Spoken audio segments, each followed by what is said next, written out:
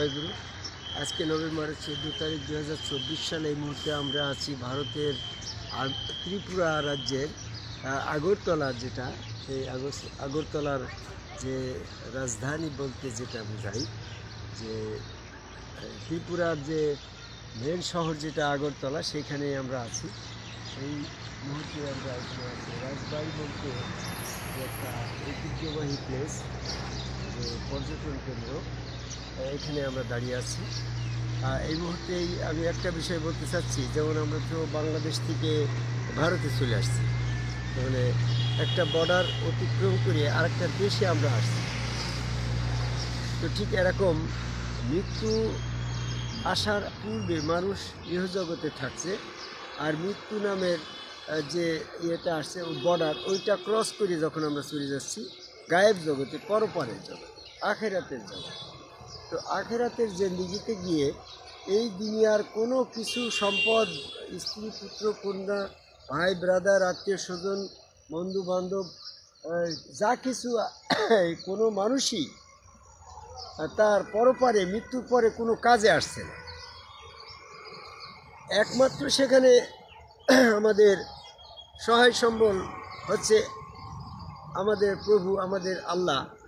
ইনি একমাত্র আমাদের সেখানে সহায়।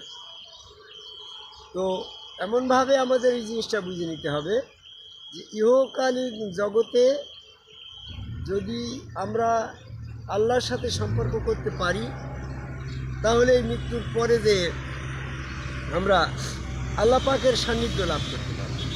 তো আল্লাহ ইহজগতেও আছে, পরজগতেও তিনি ক্ষমতাবান। দুই জগতেই আল্লাহ সমানভাবে ক্ষমতাবান।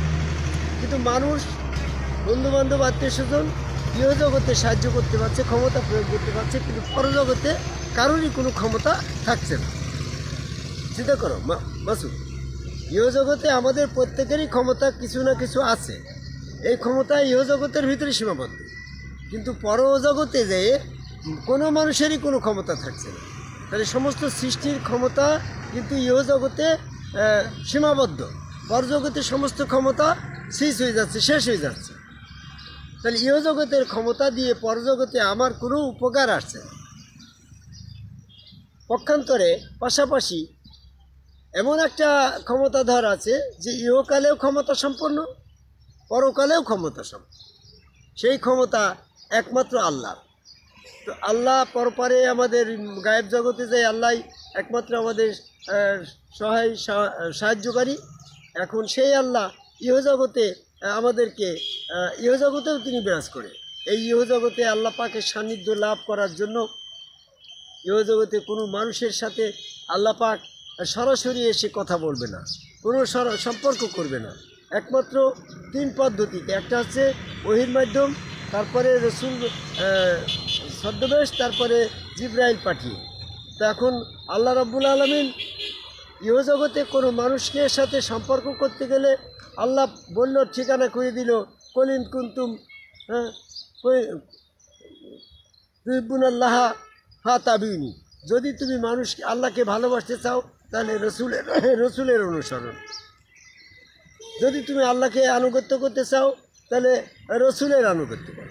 রসুলের আনুগত্য সেজদা করলে ওই আনুগত্য আল্লাহ পাচ্ছে, সূরা নিসার 80 নম্বরে। রসুলের হাতে বায়াত হলে ওই বায়াত আল্লাহর কাছে হচ্ছে, সূরা আল ফাতির 10 নম্বরে। তাই আমি যদি আল্লাহ পেতে চাই তাহলে এই দুনিয়াতে আমার রসুল চিনতে হবে।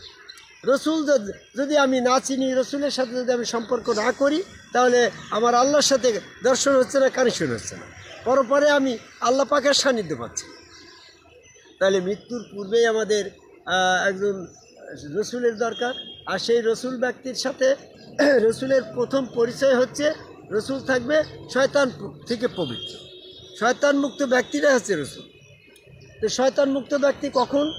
যে ব্যক্তি তার গুরুর কাছে সেজদা দিয়ে আদম কামাই আল্লাহকে সেজদার মাধ্যমে শয়তান থেকে পবিত্র হয়েছে, তার রসুলের কাছে গিয়ে পবিত্র। রসুল তোমাকে পবিত্র করবে। তাহলে আমি যাকে রসুল ধরবো, সে তারও তো একজন রসুল দরকার। তাহলে সেই রসুলকে, যেমন আমার গুরু হযরত খাজা নিজামুদ্দিন আহমেদ চিশতি আমার রসুল, তার গুরু আলীজান চিশতি তার রসুল। নিজামুদ্দিন আহমেদ চিশতি যখন আলীজান চিশতিকে সেজদা করলো, তখন সে শয়তান থেকে পবিত্র হইল।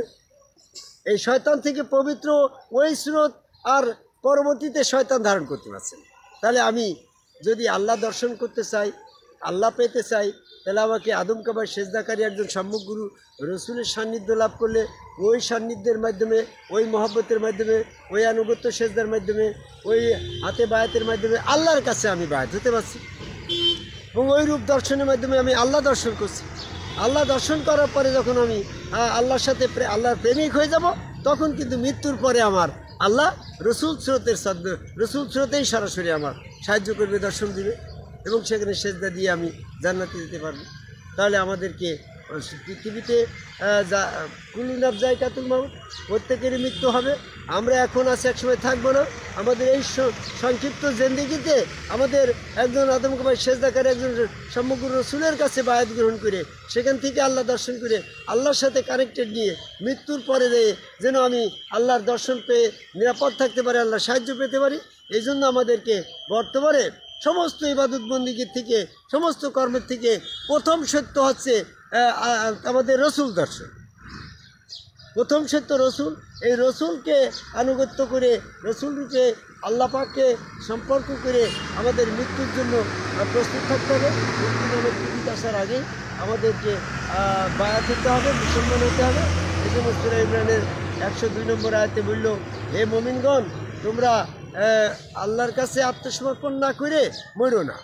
তার মানে কি, আমার আল্লাহর কাছে আত্মসমর্পণ করতে গেলে একজন রসুলের কাছে আত্মসমর্পণ করতে হচ্ছে, সেজদা করতে হচ্ছে, বায়াত হতে হচ্ছে।